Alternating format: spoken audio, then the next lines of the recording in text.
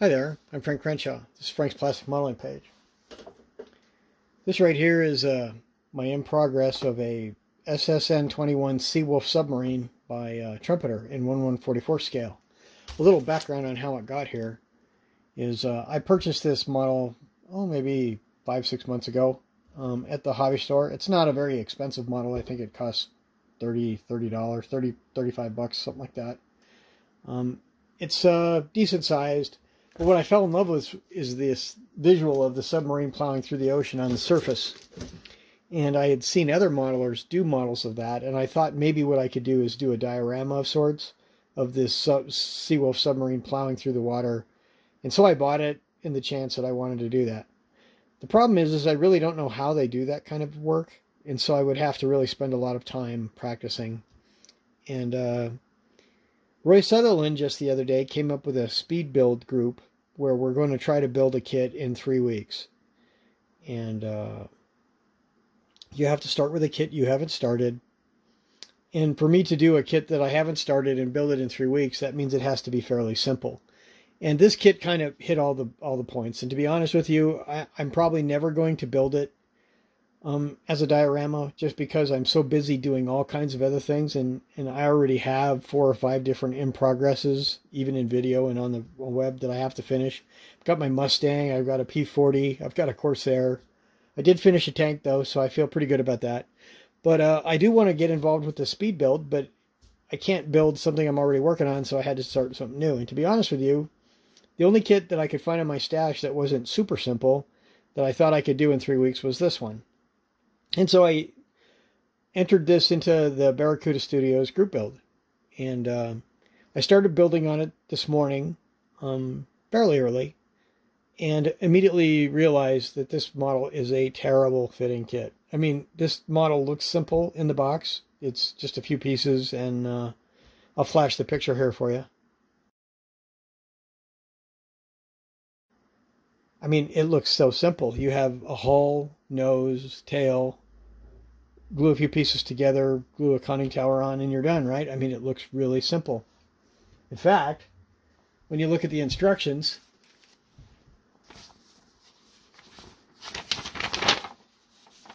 I mean, there's just nothing to it. One thing though, and I knew as soon as I looked at these instructions and the parts, I knew I was going to have a problem with this kit. And I knew that because I've built a lot of other models before, and I just know, based on the way the model is engineered, that this kit is going to be a disaster. And I wasn't disappointed. Pretty quickly I found out that if I followed these kit instructions, a couple of things would happen.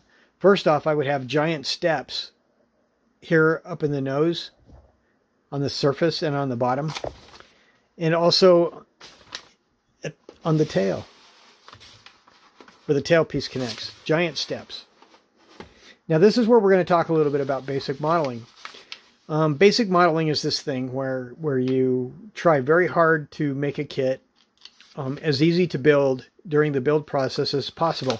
And you're not going to be able to do that by following the kit instructions.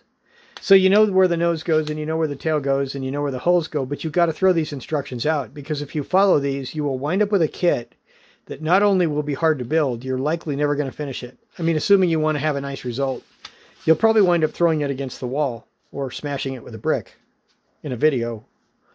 But I don't like doing that. I don't like smashing my models. So I want it to fit. And so to that end, what I did is I did some dry fitting. And as you can see right here, dry fitting is simply sticking parts together with a little bit of tape and making sure that you pay attention to how everything interacts with each other. It's the only way you can tell where problems are going to be. Now, when I did dry fit this nose piece to this hull piece, what I found was a step right here. Now, in modeling, there are 3 types of flaws that we're going to discuss in this video. And those are steps, gaps, and seams.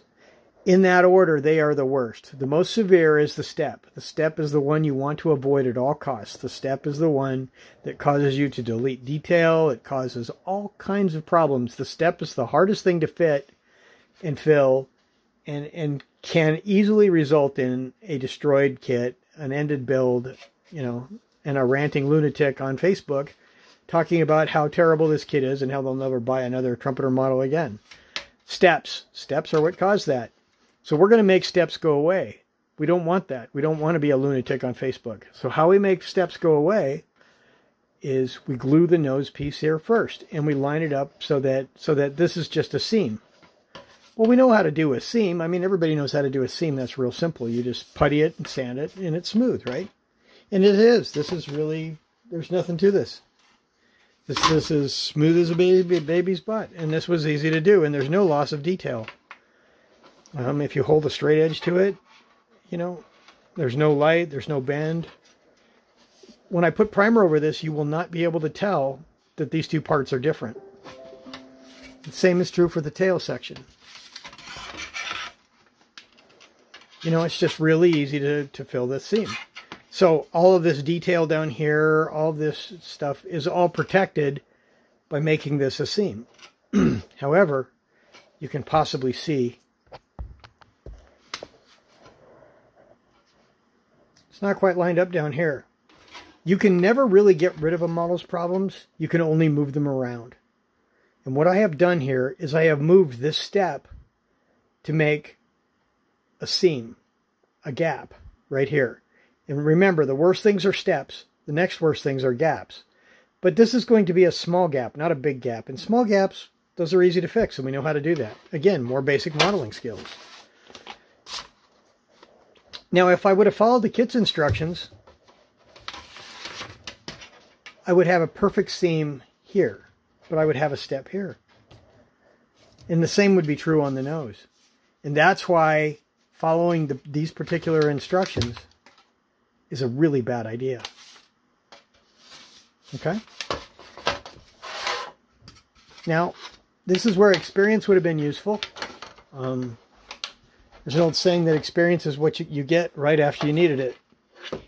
Well, when I looked at this kit, I noticed a step between this section of the fuselage, the hull, and this part here. Apparently, Trumpeter has a 3-piece mold, and this is part of the insert, and this is part of the insert. Well, anyway, there was a step there.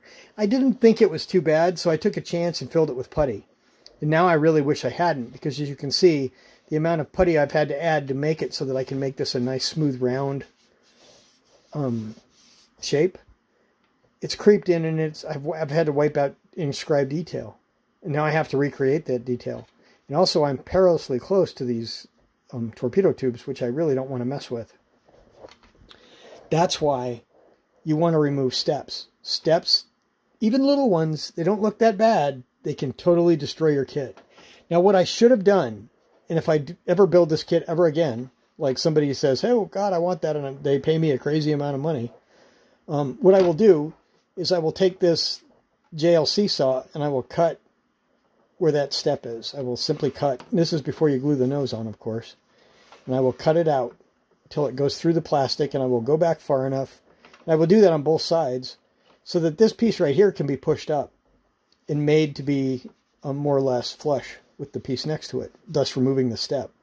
And then, of course, I'll glue it in and support it and then fill it with putty. And if I would have done that, I would have had a perfectly blended round hole right here, and I would have lost none of this detail. None of it. Yeah, I mean, it would have been so simple. This literally would have saved hours of work just simply by cutting along that step and pushing that piece up. That's all I would have had to do. But I didn't think of it at the time. I just was in a hurry. You know, I've only got 3 weeks to build this kit. So I just threw some putty on it and started sanding. And before you know it, I'm having to feather and putty, and it just keeps getting worse and worse. And pretty soon I'm realizing, wow, I really should have just taken a few minutes and done some basic modeling. But I didn't. And so you can learn from that error right there. That is why you want to remove steps. And here's the blended nose. Again, it's a perfect fit. So everything's good, right? Now, again, back to the instructions. The instructions just show us, just glue the fuselage halves together, right? Or fuselage. I'm sorry, I'm a plane builder. The whole pieces together. Well, if you do that, I can promise you this kit will be a disaster. I can promise you that you won't even finish it. I would almost suggest that this kit would wind up thrown against a wall, stuck on a shelf of doom, or in some other way, just never even touched if you were to do that. And the reason I know that is I built a lot of kits before, and I can tell that by the thinness of this plastic and by the flexibility of pinching these pieces together, just can tell that this glue, the glue seam, this tiny glue seam that you're going to ask to hold all of this stress, will never hold. It will always give way in some place, shape, or form.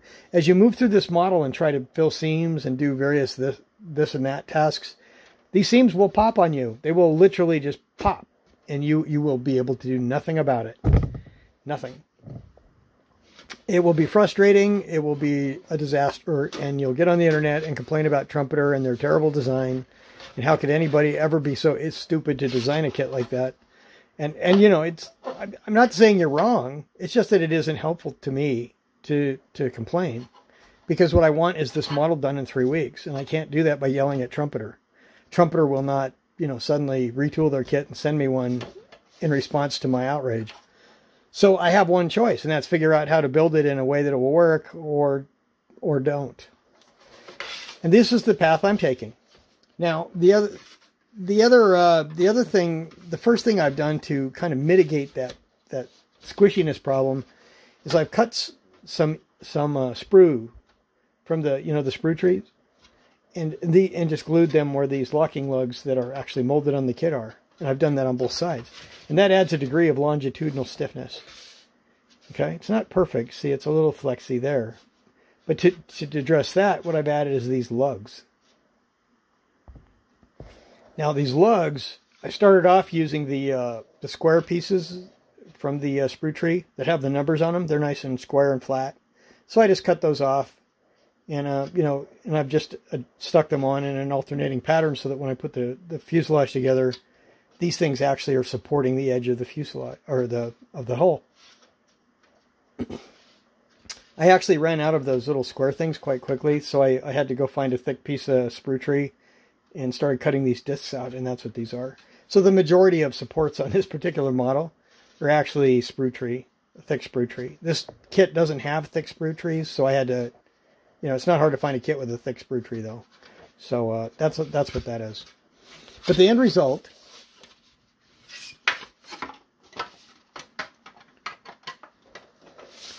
is a hull that fits perfect.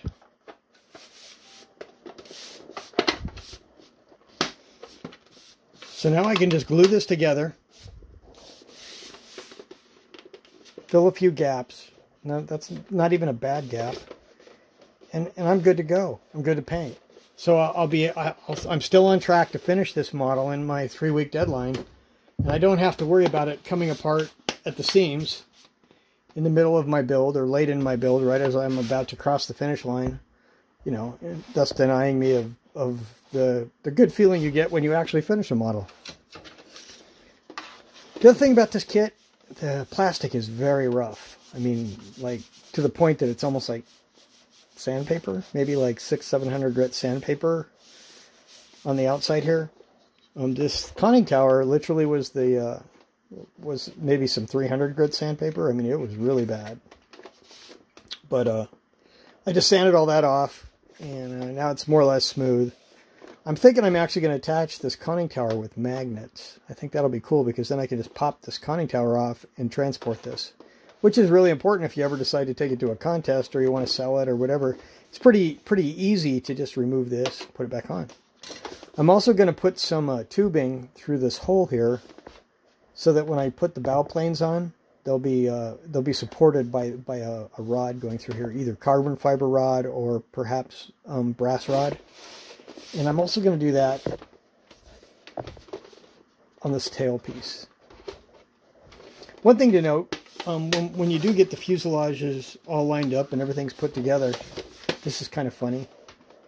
Let's see if we can see it. The fuselage halves are different size, but that's not too hard to fix. But that's just something to note. So this kit is rough. This would be considered a rough kit. I bet if I go out and look on the internet, I will find people complaining that this kit is darn near unbuildable. because it is, if you follow the instructions. So the moral of my little video here, use basic modeling, don't follow the instructions, and have a much better time building your models.